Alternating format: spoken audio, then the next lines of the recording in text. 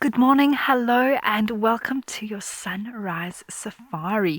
It is wonderful to have you all on board, and we are starting off with a small bachelor herd here of elephants at Sandringham Private Game Reserve. My name is Amy, and behind the camera with me is Panda. But I am not alone out here this morning. We also have Cedric, Eric, and Kerri, who are out and about at their respective reserves this morning and seeing what they can find for you all.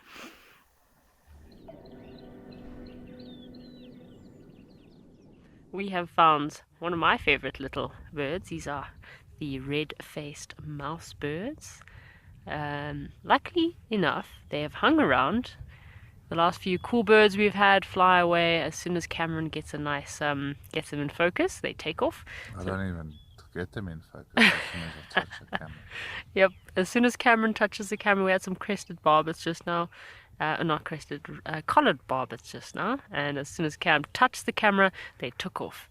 So it's a common resident, these little red-faced mouse birds. They do like to feed on fruit. Got quite a cool kind of call, like a TT call, normally in little family groups. One of them has already flown away, which he needs to be careful if there's any goshawks around or any kind of medium birds of prey, medium-sized birds of prey. They'll take out these little mouse birds. Do they eat cheese?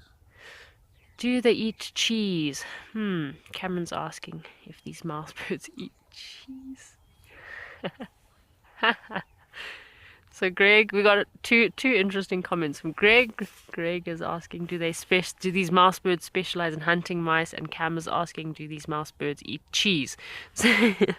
So no, I don't think these mouse birds eat cheese, and I don't think these mouse birds hunt mice unless they've got rabies, which I don't know of any cases of rabies in birds. But I think the name mouse bird more comes from the color, the mousy brownish grey, and also they have these long tails.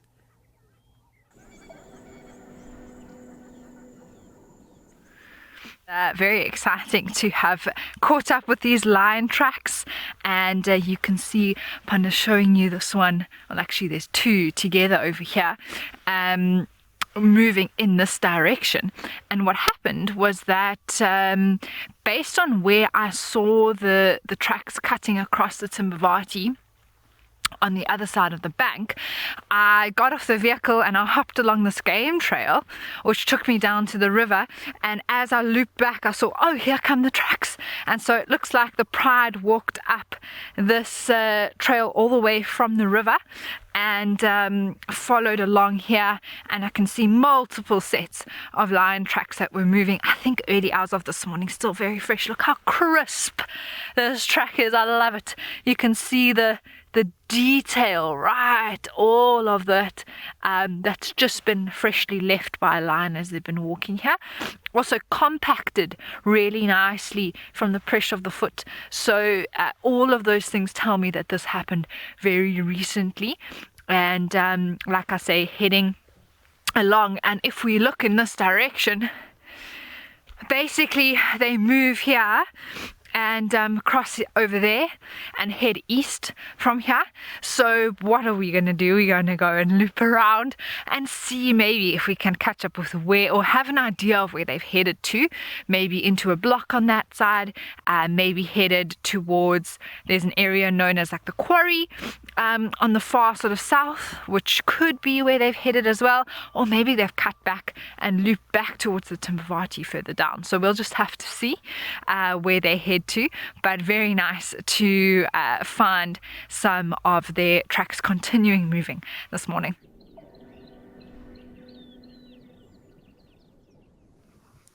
Well, finally got a lion on screen. It is Feline Friday, and I am absolutely chuffed about this. So this male is one of the Nzenga males. As you know, the Nzenga coalition is two brothers. So yeah, they've been up north all the time with Nkuhuma females on an elephant carcass. Oh, a little bit of contact calling here. Now I wonder, maybe I'm hoping that his brother does come down south as well. I'm not too sure exactly where his brother is, but it'll be interesting to see if he's going to head further south. They have been so busy chasing other males around the Mabula boys, the 4 male lions. It seems like it's been a ping pong battle between these two coalitions, this male and his brother, and the Kambulas. Maxwell, yeah, Feline Friday is official indeed. Finally. It is him contact calling. Or is it him? Or is it another line? I'm not too sure. Oh, no, he mustn't go north. If he goes north, I'm going to cry. Oh, he's going north.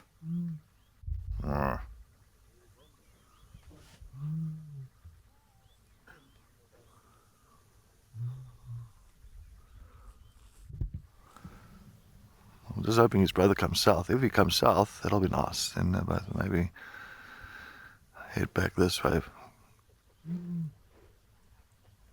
Contact calling.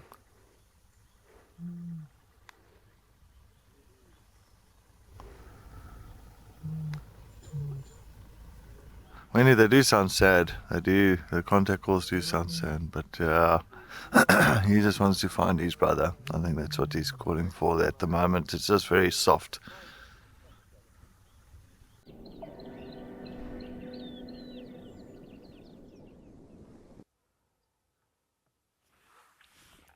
So we just bumped into some rhino. We're looking for our blessbok that we saw in this plain open area yesterday, and we bumped into some rhino. We haven't seen our buffalo. I think they've moved up into the mountains. They seem to have come across this open plain, have a nice graze, and then went off into the very thick bush yesterday. But nice to find some rhino. No, this is a rhino hotspot. And we just came from our hippo. We saw some hippo just now, and I was thinking about if rhinos are able to swim, but apparently rhinos are not. They love mud wallowing, yes, but they're not actually able to swim because they can't hold their heads high enough. So Ethan, yes, we are excited to get some rhinos. There's so much dung, so many tracks around here of rhinos. So, but it's been a bit quiet so far. So nice to find these rhino. We saw lots of hippo tracks though coming up into this open area. So I wonder if the hippos and rhinos bump into each other at night while the hippos are resting and the rhinos are resting and the hippos are coming up to feed. Got some crowned lapwings. I'm hoping at some stage, maybe in the next few days, if we have rhinos close enough that we can hear them calling. I do love that very low bellow calling sound of the rhinos. So white rhino are lovely to encounter on foot in walking safaris. They're very calm, very relaxed. They're quite approachable. I can't say the same for black rhino. Black rhino not so approachable. There's a tiny little baby rhino on the reserve at the moment that we saw the other day. He's a little bit shy still, so hopefully we'll be able to find him sometime. And this looks like a sub-adult. He's already got his horn, is already growing. Yes, Hannah, I hope we do get to see that little baby rhino sometime. We had one yesterday. It was too cute.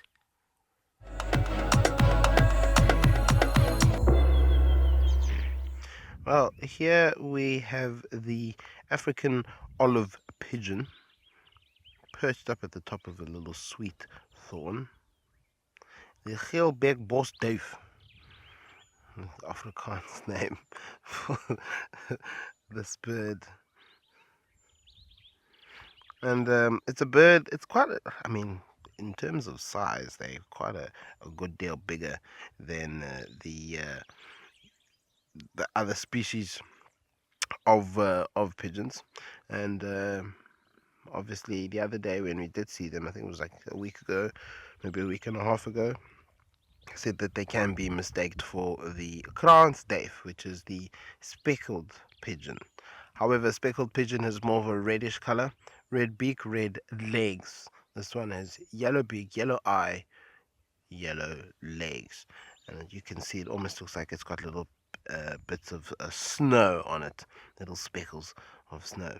Now found all around the coastal areas of the Western Cape, but not up the north, not up the west coast. So you won't find them up the west coast, but you'll find them up sort of the east coast of the Western Cape, or south coast of the Western Cape, going all the way up through the Eastern Cape, all the way up to KwaZulu-Natal to Cape Vidal. So basically from Cape Town to the Mozambican border, a little bit of inland of South Africa, Limpopo and Mpumalanga, as well as a little bit of Mozambique, between Mozambique and Zimbabwe. Now, I said they live primarily along the coastline, a little bit inland, foresty areas. This is where they prefer to be, where they will feed on a pretty wide range of fruit, seeds, and all sorts of others, little insects occasionally. They can even be found feeding on mineral-rich soil. And a couple of other animals will also do the same. Now, the females obviously look pretty similar to the males. Of course, the males being a little bit heavier than the females, but not by much, by only another 50 grams.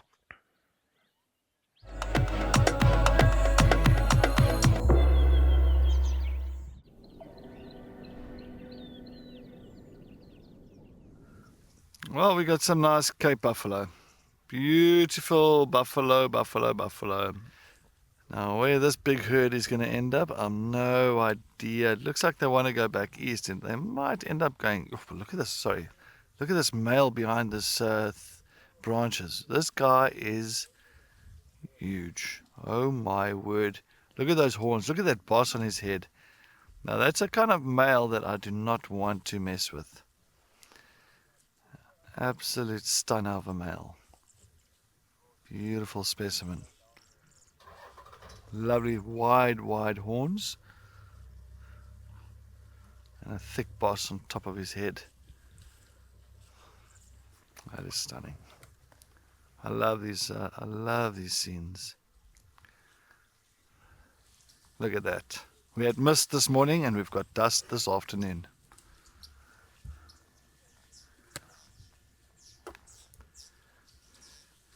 And this whole herd is moving past.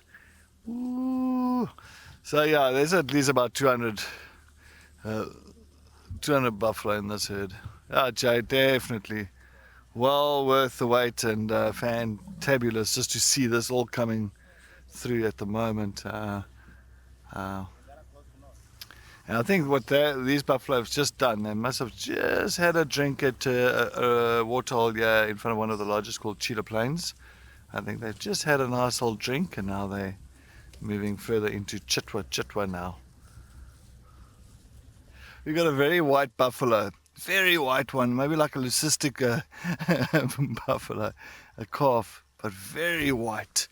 Oh my word. Hey! That is so cute.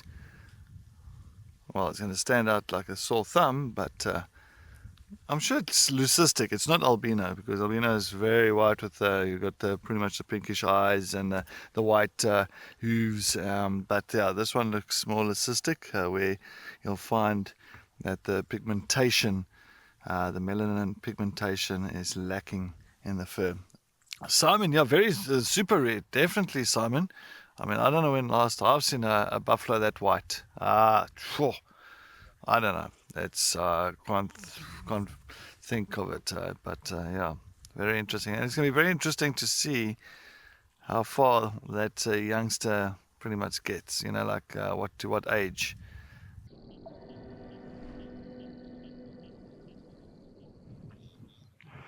Well, we've got two rather large female rhinos here. Here's one of them. And it looks like she's about to potentially utilize the bathroom. Nice green grass for her there. Look at that. Juicy green grass. Why are you guys moving so quickly? Alright, this is definitely an amazing sighting. One of the best that we can get here with them.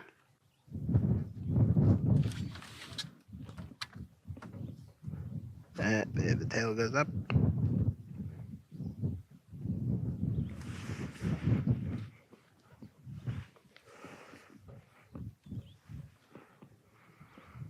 Elizabeth, they sort of can.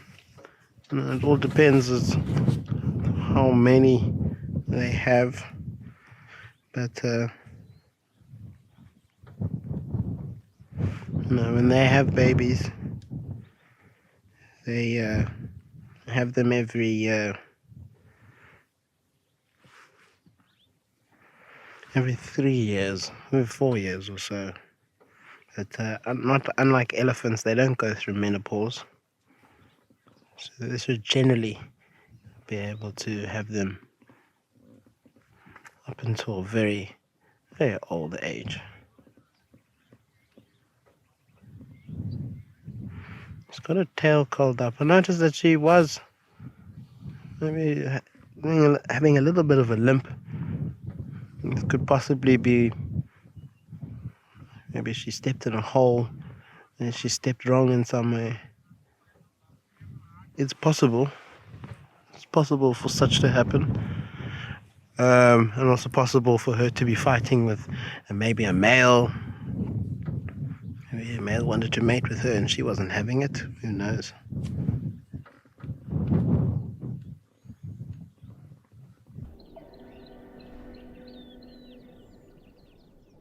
So I've just found a brown hyena, folks. He's in this very thick grass. I know he's difficult to see right now, but we're hoping he might pop out into the open. Where has he gone? There we go. You can see it just in the center of the screen here. It's a very chilled brown hyena. It's even a little bit early for brown hyena time. So just heard some news about this hyena. So apparently this brown hyena does hang around here lately, and if you want to get a better view of him, he's apparently been in a fight with a leopard.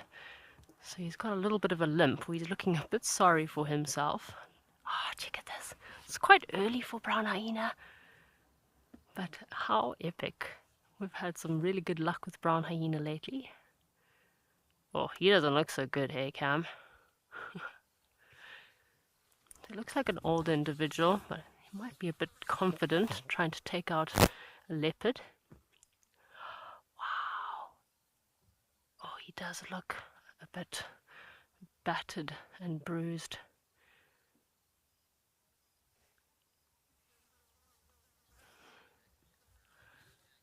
Yes! So yes, Jackie, apparently this is a resident brown hyena. One of the guides here just told me on the side. He does hang around here a bit. I move forward. So Nelly, yes, that was close. And these brown hyena do look quite scary. Cam and I were saying yesterday, they look kind of like undertakers. They've got a very crouched over look about them. So they kind of look like undertakers wearing a very shabby coat.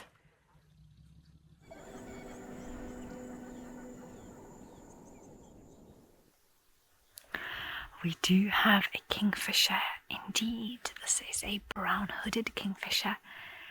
And it was really perfect timing. We sort of were driving along and this bird landed. Isaac, it is a great question. Maybe non-fish eating birds should protest against their name. But Isaac, I think it comes down to the fact that they are all so similar and related in a way that a family would be, according to classification and taxonomically, that they fit into the kingfisher family. Especially, I mean, every kingfisher has that sort of elongated, very sharp beak, and they have the same sort of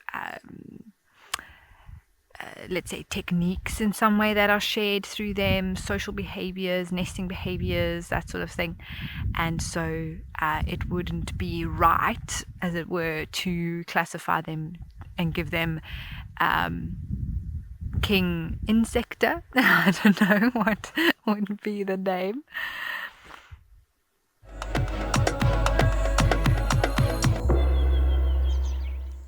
We are at the hyena den. And there we go. We've got 2 hyena cubs that's just lying outside of the den, enjoying the afternoon. Isn't that amazing? So these are the two youngsters of a female known as June. The mother is June. And they are just enjoying the freshness of a little bit of a breeze outside because it was a very hot day, so they don't want to be inside of that den. Oh, Carol, it is too precious. It is so it's so adorable. I love them. They're actually both using their little leg and their front left leg as a pillow.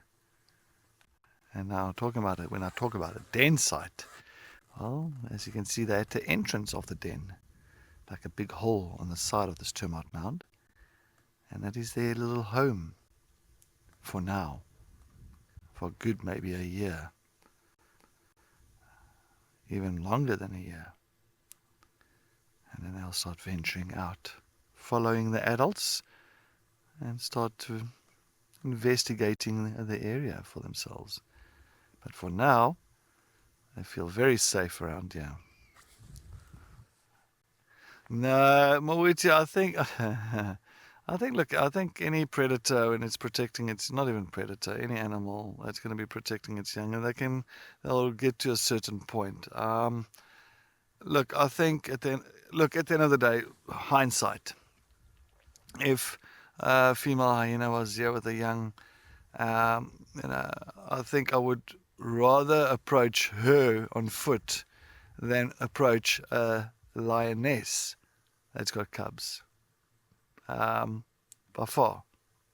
A lioness with cubs, trust me, I've had it before, and it is not a pretty situation.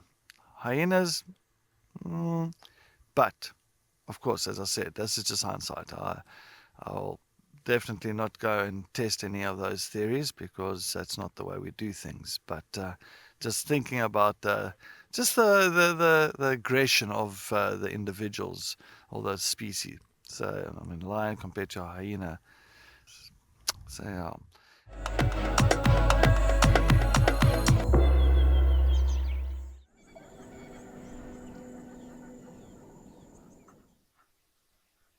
Oh my goodness, everybody.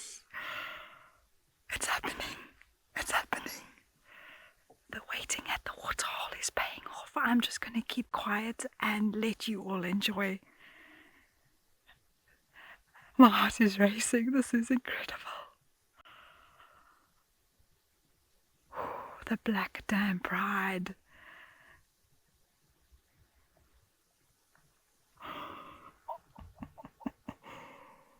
I can't believe this. I was just saying to Panda, it just feels like that time where lions might start to move and come to drink, and I was like, there's a lion. And we have 7 here. Oh, number 8 is on the way.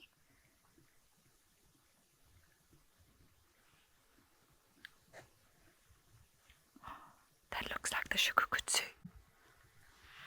Panda. Yo, what? Oh my goodness.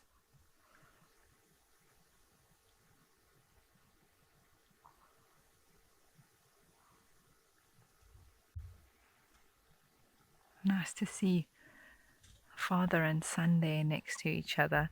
He would also be the father of the other blonder young black dam male that's further to the right. But wow, just, I mean, this is phenomenal, everyone. I really, literally, my eyes were watering there. I was like, this is just, my heart was racing. I didn't know what to say.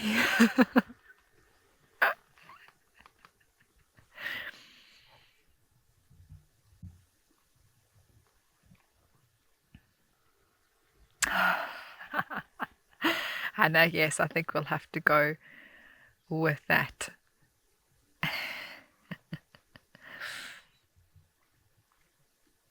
But you know, it's moments like this that just it's what keeps me coming back to the bush. There's so many reasons, but those small little decisions throughout the afternoon, where we were going to go, what I decided to do, having that feeling to come back here and just take a moment to sit and wait to see what comes out. And then to have that moment when I just stopped and looked. I was like, oh, there's a lion.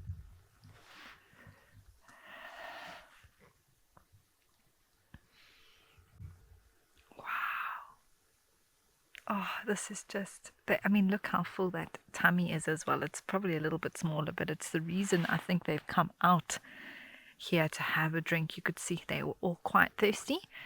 They must have munched away on something in this block here, south of Mabula Dam. And often once they have been feeding a lot of blood, a lot of red meat, a lot of salts and things like that, they are quite thirsty and often come out to have a drink.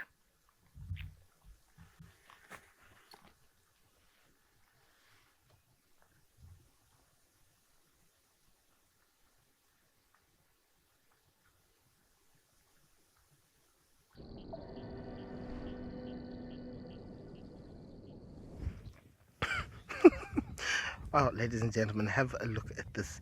We have 5 of our national animals here. The springbok, given its name for its ability to pronk when threatened, which is a jumping motion where they lift or they take to the air with one little spring of their legs. And obviously when they pronk, they've got all 4 of their legs sort of together. And obviously spring comes from the jumping and bok comes from the Afrikaans word meaning antelope. Now the springbok became the name of the national rugby team very, very long time ago. In fact, to be specific, it became the rugby team's emblem in 1906, 1907 when they toured to Britain. This is where they adopted the nickname the Bokke. And it's an animal that we have pretty much all over South Africa.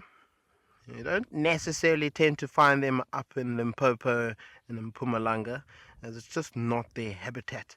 Their habitat is sort of the semi-arid Karoo to desert sort of area. So up there where there's lots of water in Mpumalanga and Limpopo, not necessarily the particular area where they will be found.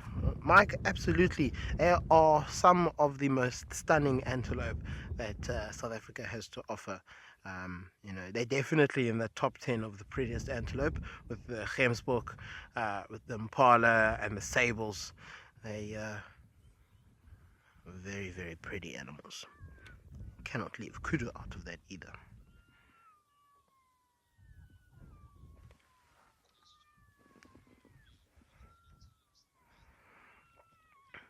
Anime, the antelope in the back there are blesbok, and blesbok given its name from the white blaze that you can see on the front of their faces there. If you look at that one center screen that's looking sort of to our right hand side, oh, look at that male. What are you up to there?